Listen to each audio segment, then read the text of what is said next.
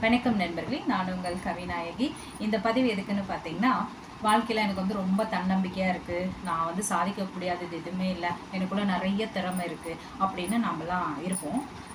சில டைமில் வந்து ஒரு சிலருக்கு என்ன ஆகும் அப்படின்னு பார்த்தீங்கன்னா, இந்த டைலரிங் மிஷின் மாதிரி இதில் நூல் இருக்குது, மிஷின் இருக்குது, ஊசி இருக்குது, எல்லாமே பர்ஃபெக்டாக இருக்குது. இதில் இருந்து இதை நூல் கோர்த்து நம்ம தைக்கணும் ட்ரை பண்ணுவோம்.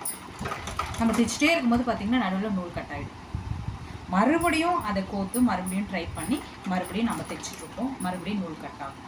கிட்டத்தட்ட ஒரு 5-10 டைம் அந்த மாதிரி நூல் கட் ஆகிட்டே இருக்கும். எல்லாமே பர்ஃபெக்டாக இருக்கும், ஆனால் நூல் கட் ஆகிடும். இந்த மாதிரி அதாவது விதி இல்லை சதி இல்லை மதி எதை வேணாலும் வச்சுக்கலாம். இப்படி இருக்கிறவங்களோட டைம், ஏன்னா இன்றைக்கி நிறைய பேரோட லைஃப்பில் அப்படி தான் இருக்குது. என்னால் முடியும் அப்படின்னு ஒன்று உள்ளே போய் வைக்கும் போது ஏதாவது ஒரு ப்ராப்ளம் ஆகிடும்.